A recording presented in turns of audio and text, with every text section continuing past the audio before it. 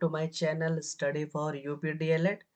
आज हम कवर करने जा रहे हैं अपना एक important topic new education policy 2020, नई शिक्षा नीति 2020। यह टॉपिक आपके सीटेट के लिए तो इम्पॉर्टेंट है ही, साथ में अगर आप भारत के नागरिक हैं तो भी आपके लिए जानना बहुत ज़रूरी हो जाता है कि नई शिक्षा नीति के अंतर्गत किन किन बिंदुओं पर बातचीत हुई है या कौन कौन से पॉइंट्स को मंजूरी मिली है। आइए देख लेते हैं राष्ट्रीय शिक्षा नीति 2020। बहुत ही कम शब्दों में मैं इसको एक्सप्लेन करूंगा आपको कि नई शिक्षा नीति 2020 की पृष्ठभूमि के अंतर्गत जून 2017 में एक समिति का गठन किया जाता है जिसके अध्यक्ष थे डॉक्टर के कस्तूरी रंगन, जो कि इसरो के पूर्व प्रमुख भी रह चुके हैं। इस समिति के द्वारा मई 2019 में एक मसौदा तैयार किया गया। इसके अंतर्गत कैबिनेट ने एमएचआरडी मानव संसाधन विकास मंत्रालय का नाम बदलकर शिक्षा मंत्रालय यानी कि एजुकेशन मिनिस्ट्री रख दिया गया। वर्ष 2030 तक शिक्षकों के लिए न्यूनतम योग्यता 4 वर्षीय बीएड डिग्री अनिवार्य होगी। आइए इसका विजन देख लेते हैं। सभी को उच्च गुणवत्ता वाली शिक्षा प्रदान करने का एक समान और जीवंत ज्ञान समाज का निर्माण करना, मौलिक अधिकारों, कर्तव्यों और संवैधानिक मूल्यों के प्रति सम्मान विकसित करना, छात्रों में वैश्विक नागरिकता की भावना विकसित करना जो सतत विकास और वैश्विक कल्याण में योगदान दे।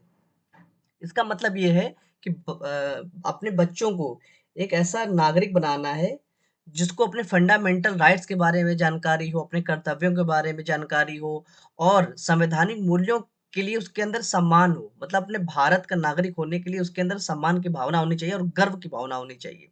ऐसा नहीं कि सिर्फ राष्ट्रवादी भावनाएं सिर्फ 15 अगस्त या 26 जनवरी को ही दिखाई दें।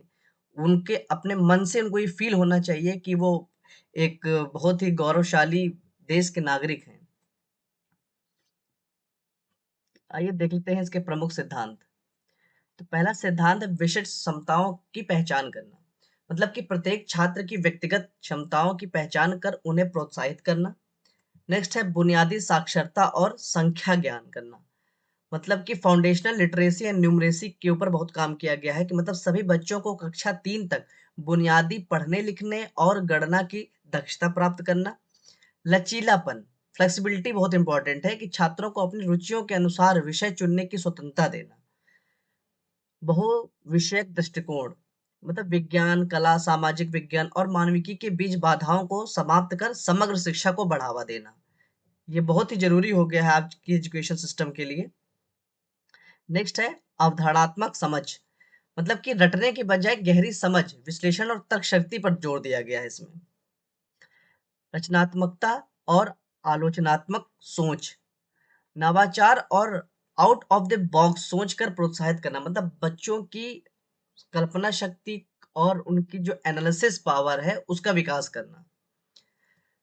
नेक्स्ट है नैतिक और संवैधानिक मूल्य, छात्रों में सहानुभूति, स्वच्छता, लोकतांत्रिक भावना और समाज के प्रति जिम्मेदारी की भावना विकसित करना। मतलब कि बच्चों को सिर्फ साक्षर कराना उद्देश्य नहीं है, उनको शिक्षित कराना उद्देश्य है। मतलब बच्चों को ये पता होना चाहिए कि साफ सफाई का ध्यान रखें, अपने देश को या अपने समाज को गंदा ना करें, स्वच्छता का ध्यान रखें, एक दूसरे के प्रति सहानुभूति की भावना रखें। नेक्स्ट है बहुभाषिकता, मल्टीलिंग्विज्म, शिक्षा में मातृभाषा का उपयोग करना और विभिन्न भाषाओं के अध्ययन को प्रोत्साहित करना।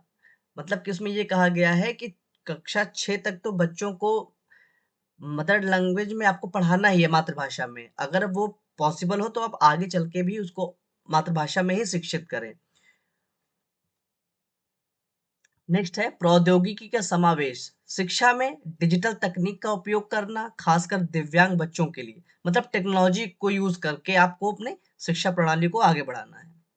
नेक्स्ट है स्थानीय और वैश्विक जुड़ाव, शिक्षा में स्थानीय संस्कृतियों का सम्मान और वैश्विक परिप्रेक्ष्य को शामिल करना है। मतलब कि बच्चे को अपने आसपास का जो उसका इन्वायरमेंट है उसमें जो कल्चरल एक्टिविटीज होती हैं उसको वो जाने, उससे जुड़े, तभी वो भारत देश से जुड़ पाएगा। नेक्स्ट है सतत मूल्यांकन, परीक्षा आधारित मूल्यांकन के बजाय निरंतर और समग्र मूल्यांकन पर बल देना है। मतलब कि इसमें समेटिव असेसमेंट पे जोर न देकर के फॉर्मेटिव असेसमेंट पर जोर दिया जाता है।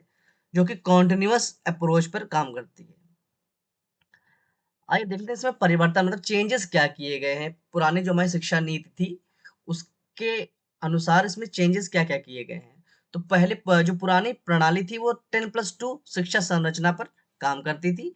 नई शिक्षा प्रणाली के अंतर्गत 5 3+3+4 शिक्षा संरचना इसमें इंट्रोड्यूस करी गई है। इसमें जो आयु वर्ग रखा गया है वो 3 से लेके 18 वर्ष तक रखा गया है। विषयों में कठोर विभाजन, ये पहले मतलब जो पुरानी प्रणाली थी उसमें विषयों में कठोर विभाजन था। नई शिक्षा नीति के अंतर्गत विषयों की लचीलता, कला, विज्ञान और व्यावसायिक विषयों में कोई कठोर विभाजन नहीं है। मतलब कि जैसे कोई साइंस का स्टूडेंट है और वो चाहता है कि उसको अकाउंटेंसी पढ़ सक पढ़ने की उसकी एक इच्छा हो सकती है, तो वो पढ़ सकता है। मतलब इसमें कोई कठोरता नहीं कि आप साइंस साइड के हैं तो आप आर्ट्स में नहीं जा सकते हैं या कॉमर्स का कोई सब्जेक्ट नहीं पढ़ सकते हैं।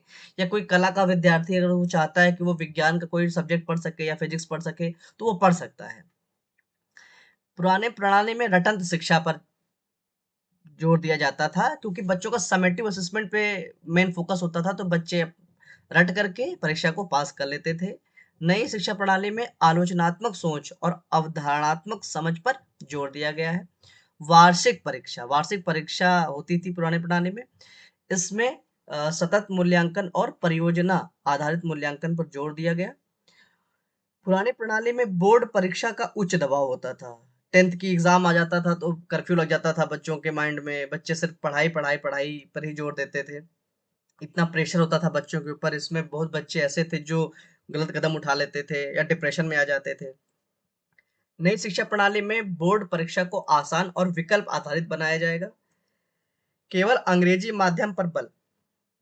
पुरानी जो शिक्षा प्रणाली है उसमें इंग्लिश पे बहुत एम्फेसाइज किया जाता था। नई शिक्षा प्रणाली में मातृभाषा और स्थानीय भाषा में प्राथमिक स्तर तक शिक्षा देने की अनुशंसा की गई है। शिक्षकों की भर्ती प्रक्रिया और नई शिक्षा प्रणाली में 4 वर्षीय बीएड डिग्री 2030 तक अनिवार्य किया जाएगा।